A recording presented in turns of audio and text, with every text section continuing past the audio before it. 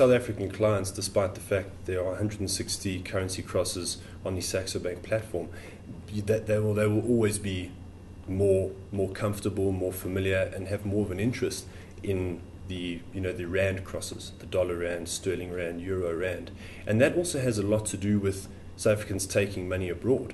It has a lot to do with timing. There's relatively large movements in the rand crosses. So in terms of clients taking cash out of the country, it can really be to their benefit to time that correctly and to take funds out when the rand is relatively strong. In terms of advising them on which currencies to trade, Saxo Bank does not get involved in any particular, in any advice, and we would again look to clients to do as much homework as they can, to get as much information as they can. If you're trading something like euro dollar, there's a lot of liquidity in that sort of market. You tend to find much smaller price movements. It's dominated by a lot of big players.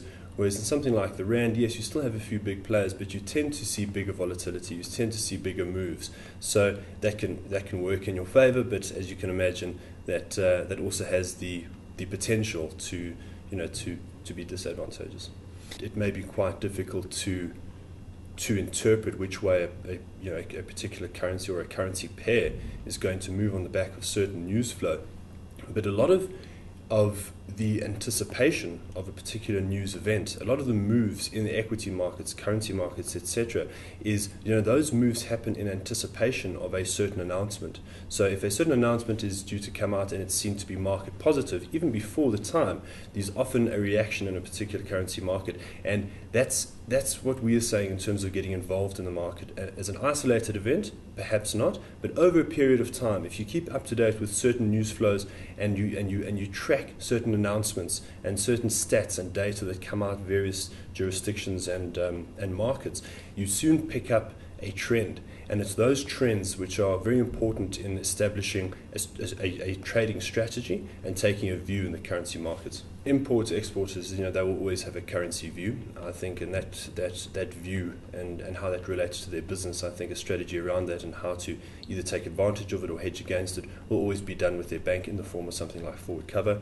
Saxo Bank is predominantly a retail-based trading platform, so again, we have a lot of clients who are involved in businesses like that, but the trading of their personal accounts, although the views would be the same, is done very separately to any business sort of activities.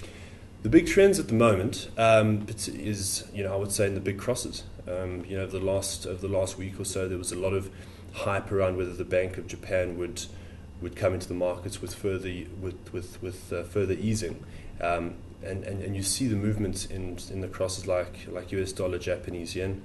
Over the last couple of months, the US dollar euro cross has been of particular interest, for two reasons. Firstly, because of the additional stimulus that's coming in to the US markets, but also then looking at what's happening in Europe.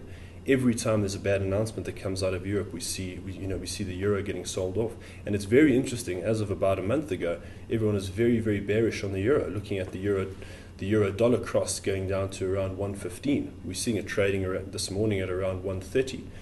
With a lot of traders saying it could go higher. So that's very much in focus at the moment, but it's really being driven more by political news flow than underlying sort of fundamentals in a way.